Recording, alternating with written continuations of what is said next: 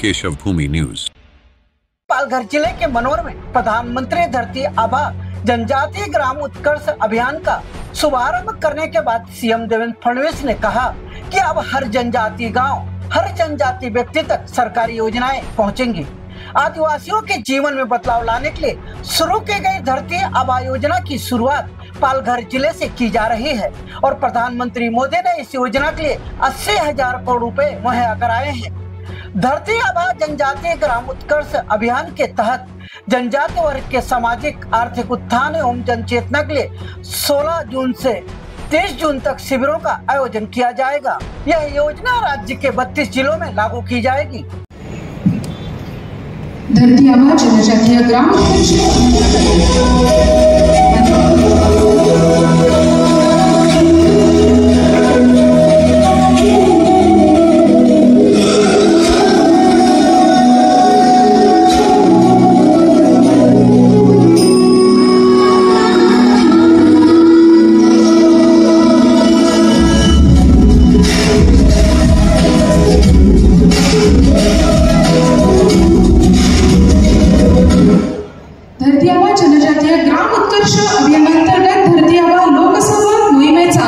राज्यस्तरीय शुभारंभ माननीय मुख्यमंत्री महोदयांच्या हस्ते झालेला आहे। जोरदार टाळ्यांच्या गजरात आपण या अभियानाचं स्वागत करूया। यानंतर धरती आबा जनजातीय ग्रामोत्कर्ष अभियानांतर्गत माहिती पत्रकाचं अनावरण मान्यवरांच्या शुभ हस्ते इथे संपन्न होत आहे। मी विनंती करते माननीय मुख्यमंत्री महोदयांना। आदिवासी बहुल लोकसंख्या असलेल्या पालघर जिल्ह्यात डहाणू प्रकल्पांतर्गत 314 गावांचे अधिसूचित क्षेत्र आहेत। जवळ प्रकल्पांतर्गत 340 गावांचे अधिसूचित क्षेत्र आहेत। या शिबिरामध्ये ओळखपत्र आणि मूलभूत कागदपत्रे, अन्न पोषण सुरक्षा, आरोग्य आणि विमा, आर्थिक समावेशन आणि आर्थिक सक्षमीकरण, शेती व उपजीविका, सामाजिक सुरक्षा आणि कल्याण, विश्वकर्मा योजना याशिवाय या अभियानात सिकल सेल आजाराविषयी देखील जनजागृती आणि तपासणी यावरही भर दिला जाणार आहे। पट्टी वाटप करण्यात येत आहे। धन्यवाद।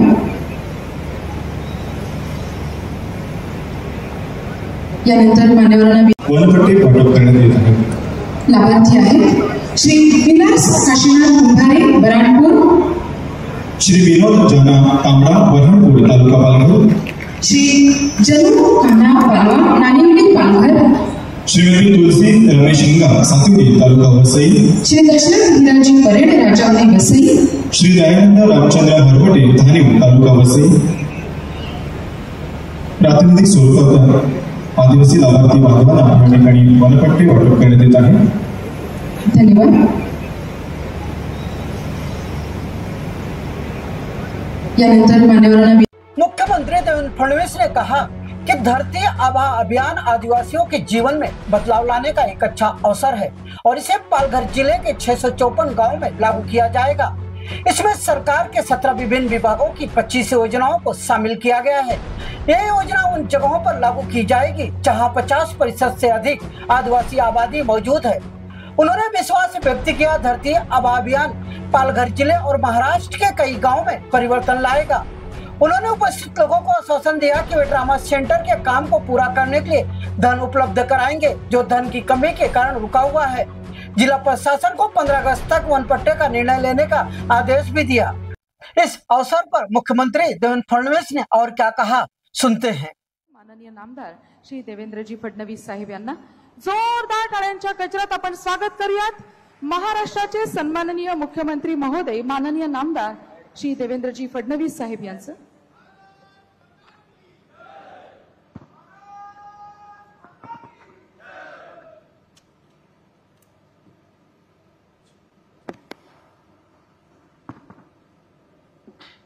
भारत माता की, भारत माता की।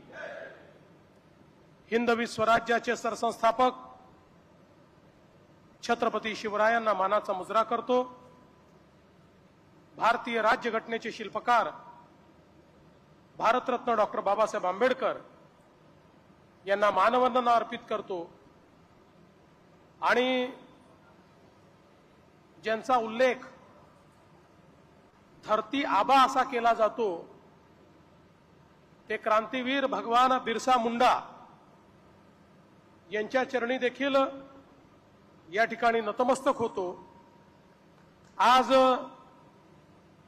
मंचावर उपस्थित आपल्या जिल्ह्याचे पालकमंत्री आणि राज्याचे वनमंत्री माननीय गणेश नाईक साहेब,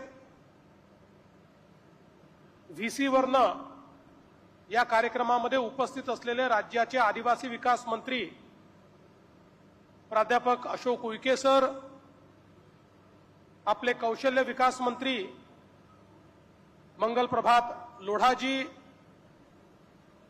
आपले माजी पालकमंत्री रवींद्र चव्हाणजी, मंचावर उपस्थित माननीय विवेक भाऊ पंडित, पाशाजी पटेल, खासदार हेमंतजी सवरा, आमदार राजेंद्र गावित, निरंजनजी डावखरे, त्याचप्रमाणे विलासजी तरे, स्नेहाताई पंडित, राजनजी नाईक, हरिश्चंद्र भोये, आपले अप्पर मुख्य सचिव श्रीमती मनीषा वर्मा, श्री विजय वाघमारे, श्री श्रीकर परदेशी, श्री मधुकर पांडे, श्री उन्मेष वाघ, डॉक्टर इंदुराणी जाखड, श्री अनिल कुमार पवार, श्री मनोज रानडे, श्री अतिश देशमुख, या ठिकाणी उपस्थित सर्व मान्यवर आणि उपस्थित माझ्या सर्व माता भगिनी आणि बंधूंनो,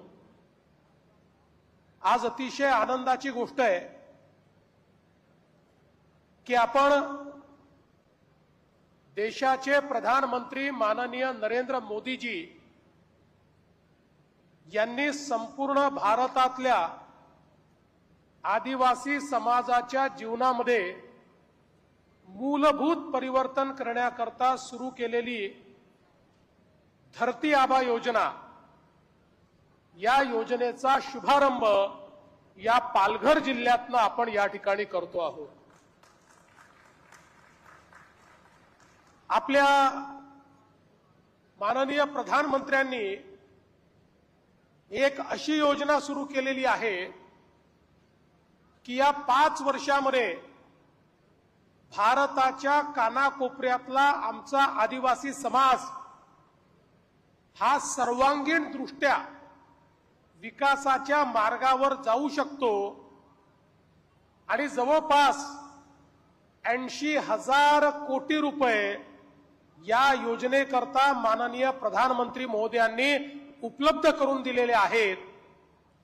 आपल्या महाराष्ट्रामध्ये देखील 32 जिल्ह्यांमध्ये ही योजना चालणार आहे आणि या 32 जिल्ह्यातल्या जवळपास 4,975 म्हणजे 5,000 गावांमध्ये ही योजना या ठिकाणी आपण कार्यान्वित करतो.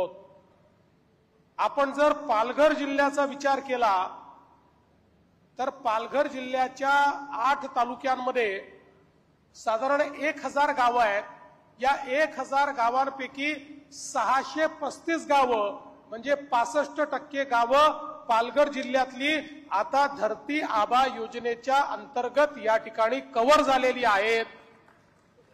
आणि मी सर्व प्रशासनाला आणि लोकप्रतिनिधींना सांगू इच्छितो, आदिवासी समाजाच्या जीवनामध्ये ट्रान्सफॉर्मेशन करण्याकरता, परिवर्तन करण्याकरता, त्यांना विकासाकडे नेण्याकरता यापेक्षा उत्तम संधी आपल्याला दुसरी कुठलीच लाभणार नाही.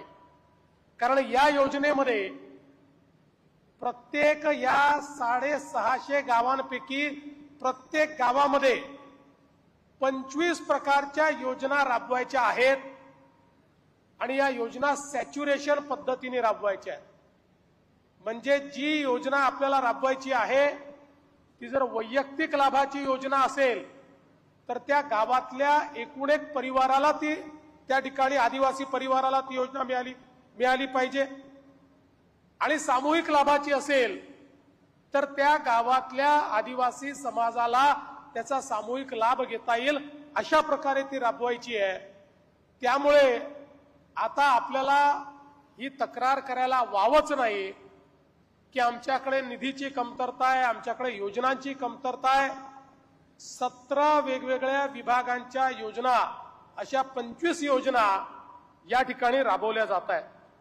आणि याच्यामध्ये जी गावं आयडेंटिफाय केलेली आहेत 500 पेक्षा जास्त आदिवासी लोकसंख्या असलेली गावं, त्यानंतर ज्या गावांमध्ये दुसरी कॅटेगरी आहे की लोकसंख्या कमी अधिक आहे पण 50% जास्त आदिवासी ज्या गावांमध्ये राहतात ती गावं देखील याच्यामध्ये घेतलेली आहेत. आणि आपले जे 4 आकांक्षी जिल्हे आहेत पालघर, गडचिरोली सारखे, या 4 आकांक्षी जिल्ह्यामध्ये गावामध्ये 50 जरी आदिवासी कुटुंब असली किंवा आदिवासी लोकसंख्या असली तरी ते गाव हे धरती आबा योजनेमध्ये या ठिकाणी इन्क्लूड झालेला आहे. गावातला रस्ता असेल, अंतर्गत रस्ता असेल, गावाला पिण्याचं पाणी असेल, प्रत्येक घरात वीज असेल, प्रत्येक घरात सिलेंडर असेल, आरोग्याच्या योजना असतील, शिक्षणाच्या योजना असतील, त्या ठिकाणी रोजगाराच्या योजना असतील, माता कल्याणाच्या योजना असतील, बालमृत्यू अर्भक मृत्यू रोखण्याच्या योजना असतील, पूरक पोषण आहाराच्या योजना असतील, अशा 25 योजना या ठिकाणी लागू करण्यात येणार आहे. स्वतंत्र भारताच्या इतिहासामध्ये आदिवासी समाजाकरता सर्वात मोठी योजना म्हणजे धरती आबा योजना आहे आणि त्याची सुरुवात आज या ठिकाणी होते आहे. मला अतिशय आनंद आहे की आज ही योजना सुरू होत असताना आपल्या माननीय प्रधानमंत्री नरेंद्र मोदीजी यांच्या पुढाकारामुळे आज या देशाचं नेतृत्व राष्ट्रपती म्हणून देखील एक आदिवासी महिला आमच्या श्रीमती द्रौपदी मुर्मू करता आहेत. हे बदलणाऱ्या भारताचं चित्र आज आपल्याला पाहायला मिळतं आहे. आपल्याला माहिती आहे धरती आबा म्हणजे भगवान बिरसा मुंडा. भगवान बिरसा मुंडांना धरती आबा म्हटलं जातं. इंग्रजांच्या काळामध्ये इंग्रज आणि सावकारांनी मिळून ज्यावेळी आदिवासींचं जल, जमीन आणि जंगल लुटण्याचं काम सुरू केलं, मोठ्या प्रमाणात आदिवासींच्या जमिनी त्या ठिकाणी घेण्यात आल्या, जंगलं ही त्या ठिकाणी जप्त करण्यात आली आणि आदिवासींना अधिकारांपासून वंचित करण्याचं काम झालं. त्यावेळी भगवान बिरसा मुंडा यांनी एक प्रकारे अवतार घेतला आणि ज्या प्रकारचा मुकाबला केला असं सांगतात की इंग्रजी शासनाला त्या काळामध्ये जळी स्थळी काष्टी पाषाणी फक्त भगवान बिरसा मुंडा दिसायचे. त्यांना समजायचंच नाही की एका वेळी हा व्यक्ती इतक्या ठिकाणी दिसतो कसा. पूर्णपणे इंग्रजी हुकुमतीला जेरीस आणून एक समांतर सरकार सामान्य माणसाचं, गरिबाचं आणि आदिवासीचं तयार करण्याचं काम त्या ठिकाणी भगवान बिरसा मुंडांनी केलं. आपल्या जीवनामध्ये केवळ 25 वर्ष भगवान बिरसा मुंडा जगले, पण इतक्या कमी वयामध्ये, तरुण वयामध्ये देखील त्यांनी एक अशा प्रकारचं परिवर्तन केलं की त्यातनं या देशामध्ये हजारो आदिवासी क्रांतिकारक तयार झाले आणि भारताच्या स्वातंत्र्याच्या लढ्यामध्ये या आदिवासी क्रांतिकारकांचं योगदान हे प्रचंड मोठं योगदान होतं. हे योगदानही आमच्या इतिहासाने लपवून ठेवलं होतं, पण प्रधानमंत्री मोदीजींनी स्वातंत्र्याच्या अमृत महोत्सवाच्या निमित्ताने सांगितलं जेवढे आमचे जनजातीचे, आदिवासी समाजाचे, आमचे सगळे स्वातंत्र्य संग्राम सेनानी आहेत यांचा इतिहास शोधून काढा आणि प्रत्येक गावामध्ये त्यांचा इतिहास हा पुनरुज्जीवित झाला पाहिजे. अशा प्रकारचं काम आज या ठिकाणी झालं आणि त्यातनं भारतीय स्वातंत्र्याच्या लढ्यामध्ये आमच्या आदिवासी समाजाने केलेलं योगदान हे देखील आज आपल्या पुढे आलेलं आहे.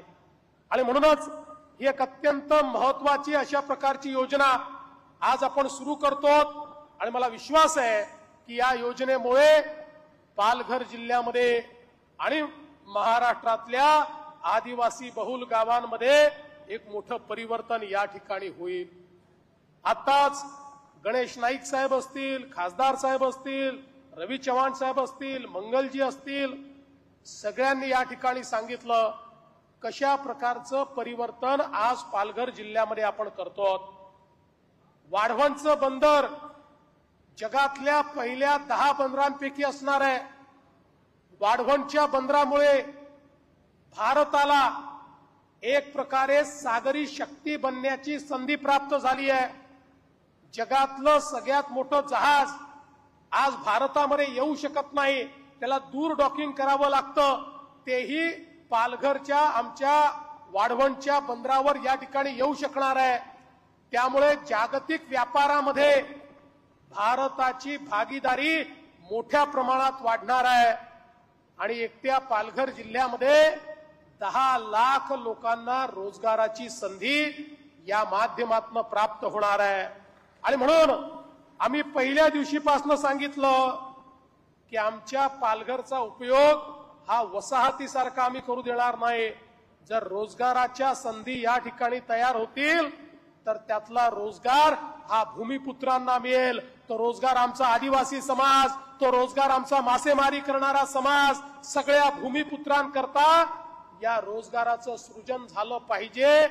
आणि म्हणूनच पहिल्या दिवशीपासनं आपण JNPT जे वाढवण बंदर तयार करताय ते आपली वाढवण बंदराची कंपनी आणि त्याच सोबत आपला कौशल्य विकास विभाग या दोघांचा करार करून मोठ्या प्रमाणात या वाढवण बंदरामुळे ज्या रोजगाराच्या संधी तयार होणार आहेत त्या संधीकरता आमचे तरुण तयार असले पाहिजे, याची कौशल्य त्यांना देण्याकरता आपण मोठ्या प्रमाणात काम सुरू केलं।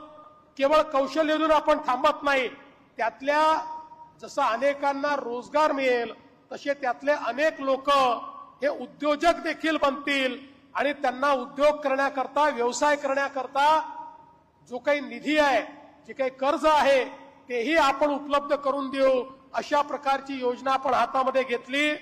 आज आपण बघितलं प्रातिनिधिक स्वरूपात काहींना आपण सर्टिफिकेट दिले, काहींना आपण चेक दिले, पण हजारो तरुणांना अशा प्रकारचं प्रशिक्षण आपण या ठिकाणी देणार आहोत। आणि मला आनंद आहे की JSW स्टील असेल, ओनिडा असेल, सेन गोबेन असेल, महिंद्रा अँड महिंद्रा असेल, DWS प्रिसिजन स्टील असेल, ब्ल्यू स्टार असेल, ज्या देशातल्या सगळ्यात नामांकित कंपन्या आहेत त्यांच्यासोबत आपण करार केलेले आहेत आणि त्या करारातनं प्रशिक्षण आणि रोजगार या दोन्ही गोष्टी आपण या ठिकाणी प्राप्त करणार आहोत। मी कौशल्य विकास विभागाचं मनापासून अभिनंदन करतो। जवळपास 57 वेगवेगळ्या कंपन्यांसोबत या पालघर जिल्ह्यातल्या आमच्या तरुणाईला काम देण्याकरता कौशल्य विकासाचे आणि अप्रेंटिसचे करार हे आमच्या कौशल्य विकास विभागाने या ठिकाणी केलेले आहेत। पण आमच्या रवींद्र चव्हाण साहेबांनी सांगितलं तेही खरं आहे, देरे हरी पलंगावरी असं करून चालत नसतं। व्यवस्था सगळ्या उभ्या करू, पण त्या व्यवस्थेचा फायदा आपल्याला घ्यावा लागेल। त्यामुळे माझी विनंती आहे पालघर जिल्ह्यातल्या तरुणाईला की या संधीचा लाभ घ्या। तुम्ही लाभ घेतला नाही तर रोजगाराकरता लोक तर लागणार आहेत आणि मग बाहेरचे लोक आले तर आपल्याला असं वाटतं भूमिपुत्रांवर अन्याय झाला। आणि म्हणून आम्ही पहिल्या दिवशीपासनं भूमिपुत्रांचं ट्रेनिंग सुरू केलं आहे। पण काही लोकांची मानसिकता अशी असते आम्ही ट्रेनिंगही घेणार नाही आणि तरी आम्हाला रोजगार द्या, असं होत नसतं। ट्रेनिंग घ्यावंच लागतं आणि म्हणून वेगवेगळ्या प्रकारचे जे ट्रेनिंग या ठिकाणी आहेत, आज आपण बघा अगदी देशातला पहिला क्रेन ऑपरेटरचा कोर्स हा पालघर जिल्ह्यामध्ये आपण सुरू केलेला आहे, कारण इतक्या मोठ्या प्रमाणात क्रेन ऑपरेटर्स आपल्याला त्या ठिकाणी लागणार आहेत।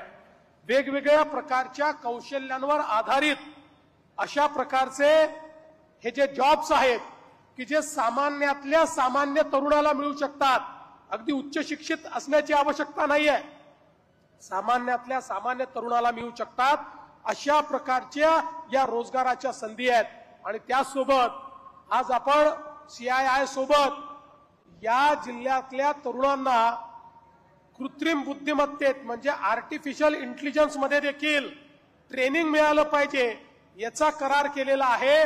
म्हणजे आपली ही जनरेशन फ्युचर रेडी असेल आणि आर्टिफिशियल इंटेलिजन्स मध्ये देखील मोठ्या प्रमाणात त्यांना त्या ठिकाणी संधी मिळेल, अशा प्रकारचा एक अतिशय चांगला कार्यक्रम आपण आयोजित केला।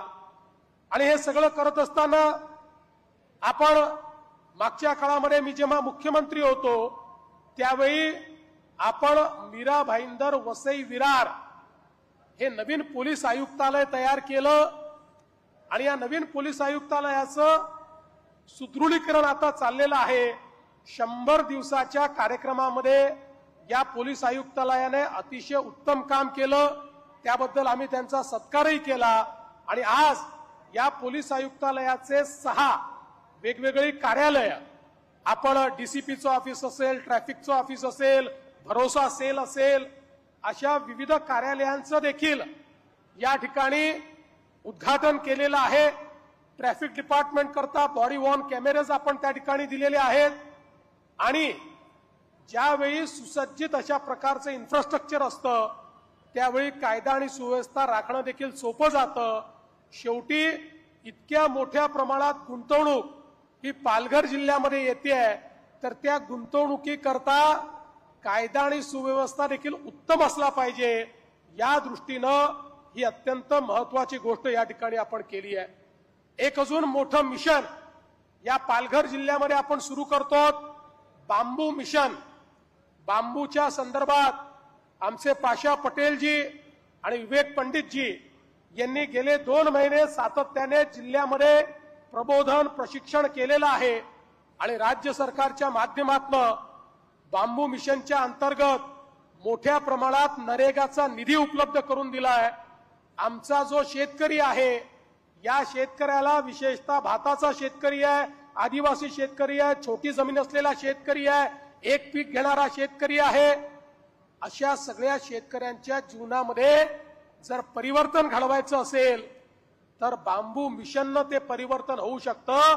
बांबू हा त्यांच्या जीवनामध्ये समृद्धी आणू शकतो.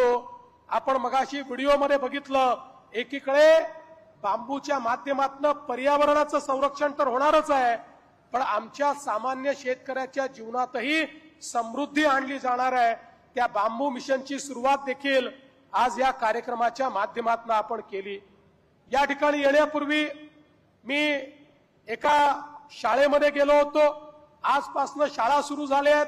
आम्ही ठरवलं प्रत्येक शाळेमध्ये मुख्यमंत्री, मंत्री, आमदार, अधिकारी जातील आणि प्रवेशाच्या दिवशी विद्यार्थ्यांची आणि तिथल्या पालकांशी संवाद करतील. मला अतिशय आनंद वाटला की ज्यावेळी शाळेमध्ये आमची छोटी छोटी आदिवासी मुलं ही अत्यंत चांगल्या प्रकारे प्रश्नांची उत्तरं देत होती, त्यांना त्या ठिकाणी योग्य ज्ञान मिळत होतं, हे पाहून मला मनापासून आनंद वाटला. आपल्या गावची शाळा ही आपली असते. आपल्या गावच्या शाळेला आपण पालकत्व दिलं पाहिजे आणि ही शाळा आपल्या जीवनाचा एक भाग आहे. ही शाळा आपल्या कुटुंबाचा एक भाग आहे. अशा प्रकारे जर आपण शाळेचं वातावरण ठेवलं तर आज राज्य सरकारच्या वतीनं या शाळांमध्ये गणवेश असेल, मध्यान्ह भोजन असेल, पुस्तकं असतील, सगळ्या गोष्टी आपण मोफत देतो आहोत आणि त्यातनं आमची मुलं शिकली पाहिजेत, ती मोठी झाली पाहिजेत, अशा प्रकारचा आपला प्रयत्न आहे. पण त्याचवेळी माझ्यासमोर चिंता आहे स्थलांतरित होणाऱ्या आणि विशेषतः आमच्या कातकरी समाजाची आणि वेगवेगळ्या आदिवासी समाजाची. कारण स्थलांतरित होणारी आमची जी कुटुंब आहेत त्यांच्या मुलांचं शिक्षण हा एक आपल्यासमोर चॅलेंज आहे. आपण काही शाळा देखील सुरू केल्या पण माझी प्रशासनाला विनंती आहे की प्रसंगी कठोर होऊन त्या ठिकाणी जे पालक आहेत त्यांना योग्य काउन्सिलिंग करून, आणि शब्द चुकीचा आहे पण दुसरा शब्द मला आठवत नाही म्हणून आवश्यकता पडली तर थोडी जोर जबरदस्ती करून मुलं शाळेत गेलेच पाहिजेत. स्थलांतरित होण्यामुळे मुलांचं शिक्षण सुटतंय, त्यांना शिकता येत नाही, असं चालणार नाही. आता चांगल्या सगळ्या गोष्टी होत आहेत तर या स्थलांतरित मुलांचा देखील विचार हा मोठ्या प्रमाणात या ठिकाणी आपण केला पाहिजे. हे देखील मला अत्यंत महत्वाचं वाटतंय.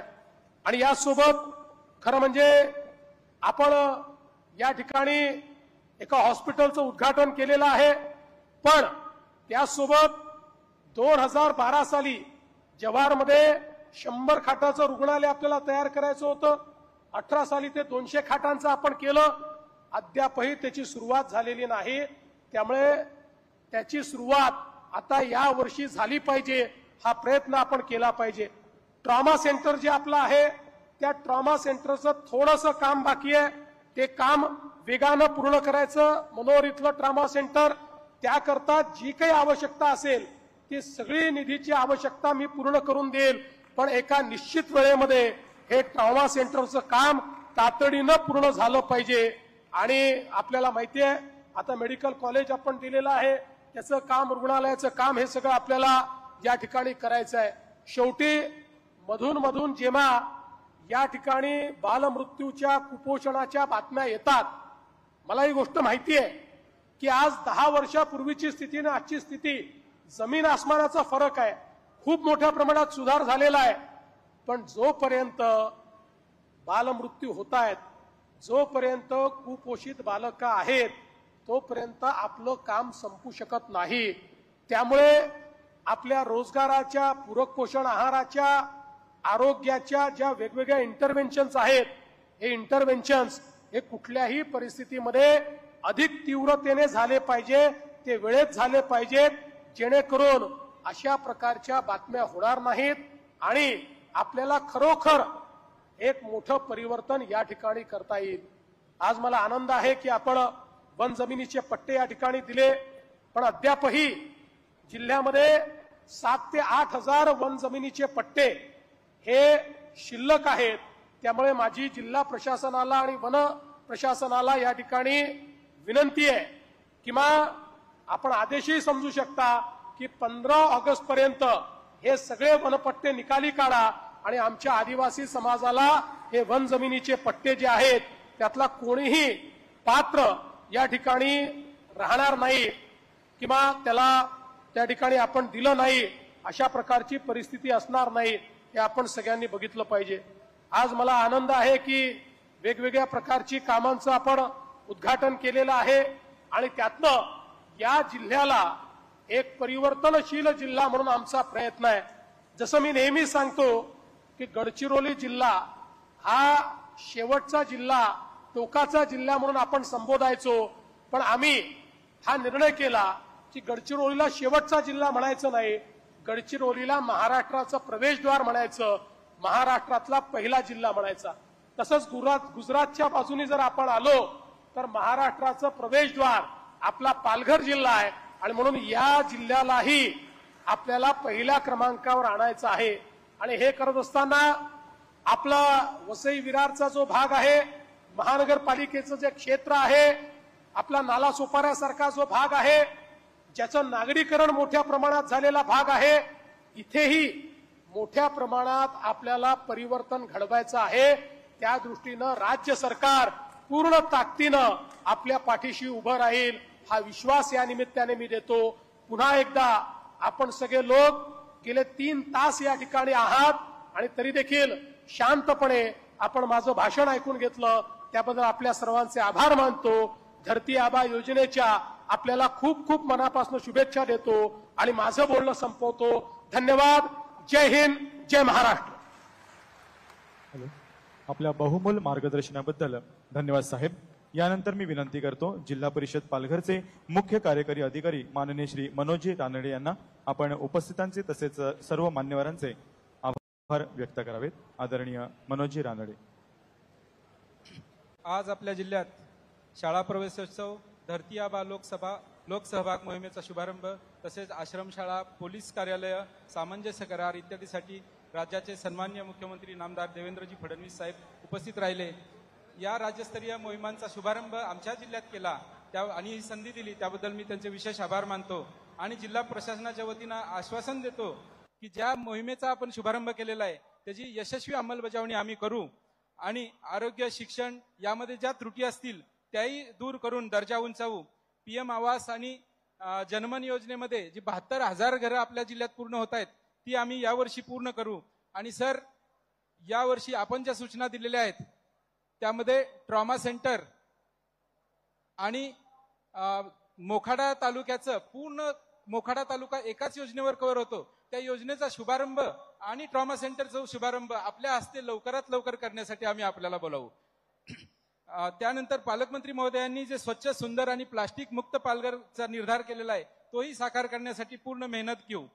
याच प्रसंगी सन्मान्य पालकमंत्री गणेश नाईक साहेब, मंत्री कौशल्य विकास लोढा साहेब, मान्य विवेक पंडित साहेब, मान्य पाशा पटेल साहेब, मान्य खासदार सावरा साहेब, सर्व आमदार महोदय, नागरिक, पत्रकार, मीडिया या सर्वांचं मी आभार मानतो. सर्व उपस्थित जनसमुदायाचे देखील आभार. धन्यवाद.